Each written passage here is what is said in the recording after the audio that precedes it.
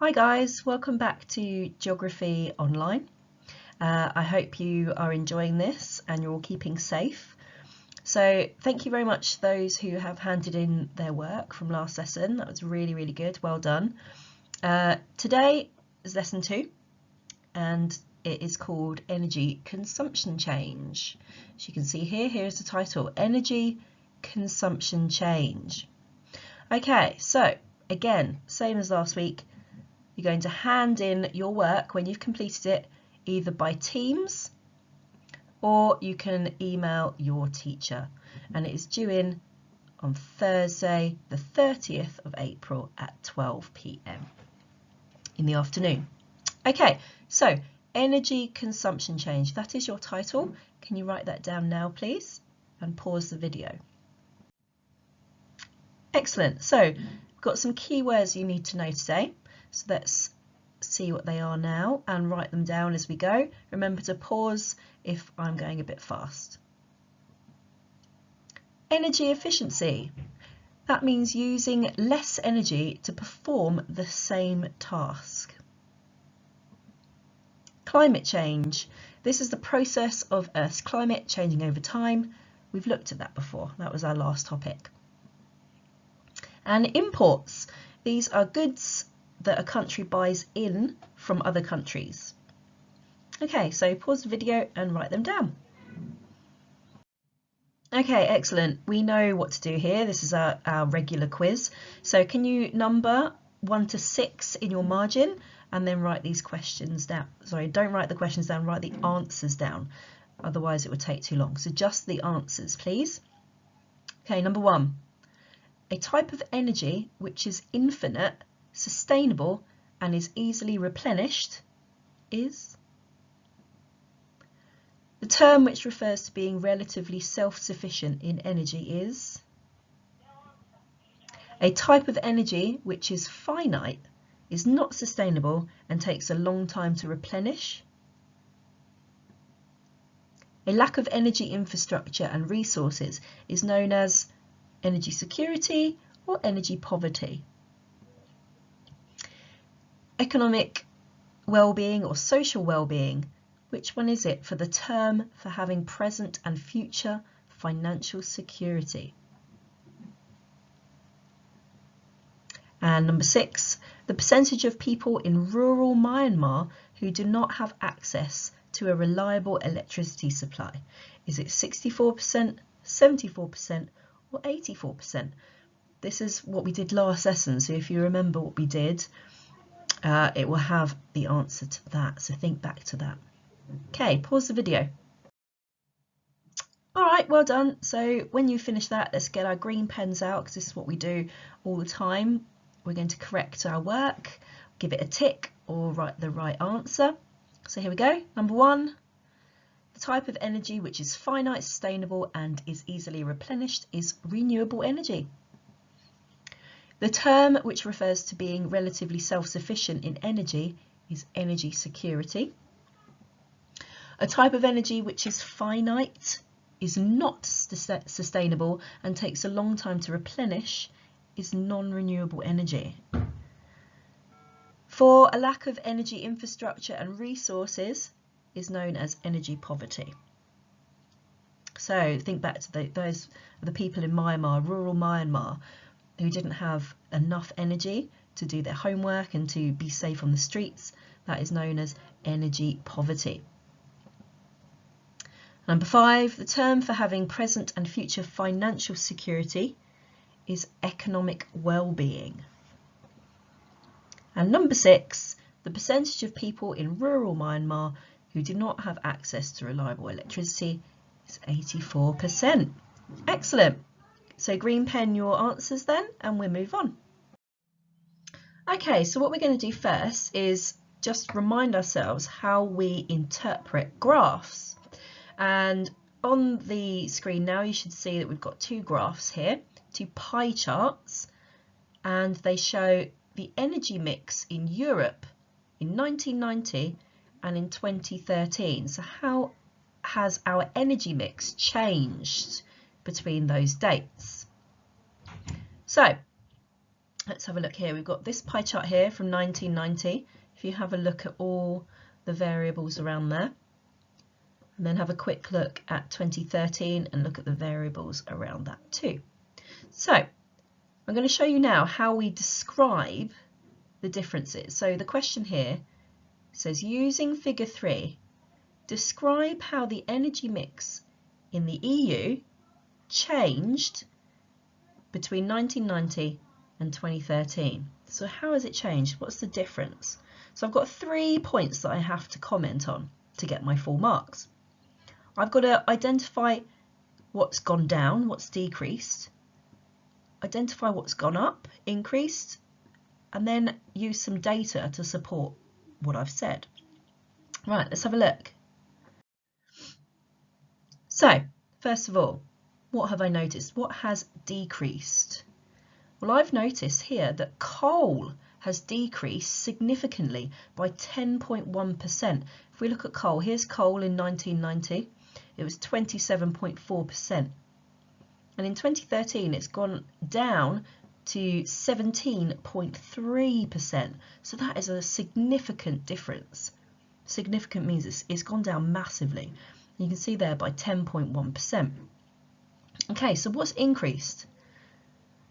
Right, if I look here, look, renewables. You can see here, renewables was the smallest section of my pie chart in 1990 at 4.3%. And if I look here in 2013, it's gone up to 11.9%. So it's had the biggest increase out of all of them. And it's increased by 7.6%. Now what I've done there is I've noticed the increase and the decrease, and I've used figures. So that's what you've got to do to get your 3 marks. So I there would have got my 3 marks. Okay, let's have a look at your turn. Same thing. Still, you've got 2 pie charts here, 2009 pie chart and 2020 pie chart. You've got to do exactly the same thing. Okay, but these are pie charts showing the predicted change in the UK energy mix from 2009 to 2020. Same thing, but this is just more of a prediction for the UK, not the whole of Europe like the last one. Let's have a look at the question. Using figure 4, describe how the energy mix in the UK is predicted to change between 2009 and 2020. So you've got to do the same thing. What's going to go up, decrease, what's going to go up, and can you give some data to support that? Okay, off you go then guys, give yourself about 3 minutes for this, pause the video. Excellent, and if you've done that, then you can have a go at the challenge where it says explain why the energy mix in the UK is changing. So why are we changing from what we had in 2009 to what we've now got in 2020? Why has that happened in the UK? Alright guys, so here you're going to get out your green pen and we're just going to have a look at some of the answers that you could have got. So if it's similar, give yourself a tick. If not, then write down the correct answer. Okay, so what you should have got was this. Can you identify a decrease? So you should have said that gas has decreased the most with a 17% reduction. So if you've said that, if you said gas, give yourself a tick. And if you've written some data to support that, give yourself a tick. An increase would be renewables. So if you've said renewables has increased, give yourself a tick. If you've said by 25%, give yourself a tick. All right, and for the challenge, if you've done that, it's quite tricky. So it says here, explain why the energy mix in the UK is changing. Well, I've put non-renewable energies like coal and gas are running out. Non-renewables will become too expensive as they run out. People are aware that non-renewables contribute to climate change. Government policy means that governments have to stop using non-renewables to meet their climate change targets.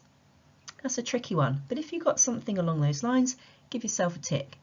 Doesn't matter, you can send it in to me anyway and we will mark it. Okay guys, so what you've got to do now is your extended writing piece.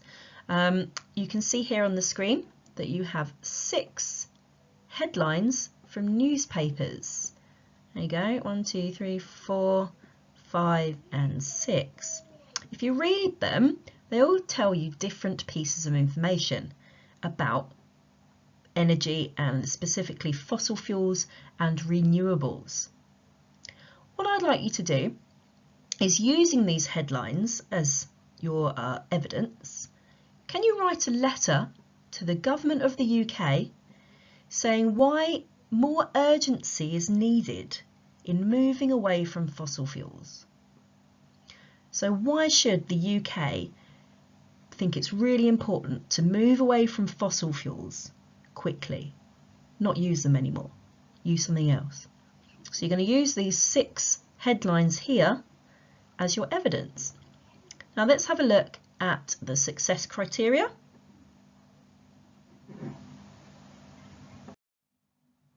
So the success criteria, if you have a look here, it says you should explain 2 problems of relying on fossil fuels. So what's really bad about relying on fossil fuels? Why can't we rely on them? And then you're meant to explain 2 reasons why renewables are better. Okay? And then you're meant to put in some PLC for each paragraph, at least 2 pieces of PLC. So they're facts, figures, place names, anything that you can put in there. Okay.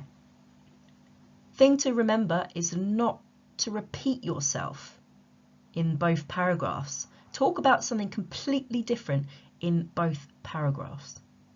So you're going to use each of these headlines to write that letter to the government saying why we must move away from using fossil fuels. So before you get on with that, let's have a look at an example. So, does this meet the success criteria? Pause the video now and just have a read through, and then we're going to compare it to the success criteria. Okay, let's have a look then. So it says, Dear Prime Minister, I am concerned that although the energy mix is changing, we are not moving fast enough.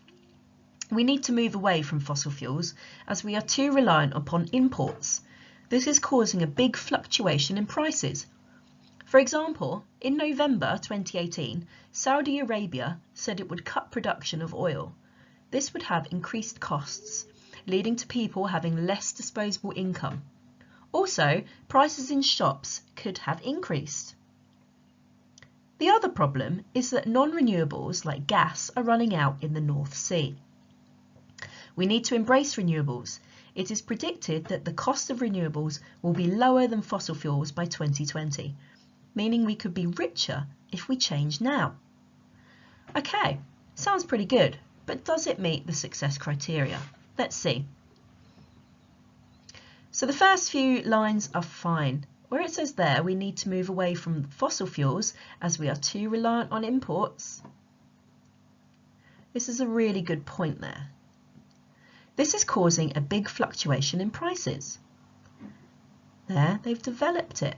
They've explained why we are too reliant on imports. For example, in November 2018, Saudi Arabia said it would cut production. There, I've put in some PLC there because I've mentioned a place and a date. Said it would cut production of oil. This could also have increased costs, leading to people having less disposable income. Also, prices in shops could have increased. Okay, so there's my development, my chain of reason. Let's have a look at paragraph 2. I've made a point where I've said renewables like gas or non-renewables like gas are running out in the North Sea. I've made a point, but I haven't done anything else. Okay, I've said PLC about the North Sea. Third paragraph, I've made a point there saying the cost of renewables will be lower. I put in some PLC by saying 2020, and I've developed it a little bit more by saying meaning we could be richer if we change now, but it's not a chain. So overall, my first point is well explained and I've used PLC. The second point on running out is not developed. Okay, in the second paragraph here where the North Sea is running out, it's not developed. I've only given one benefit of renewables and it's not in a chain. So therefore, this does not meet the success criteria. Okay guys, so go back to the next slide that we've just seen and have a go. Then don't forget to send it back to your teacher via Teams or by email. Thanks guys, see you soon.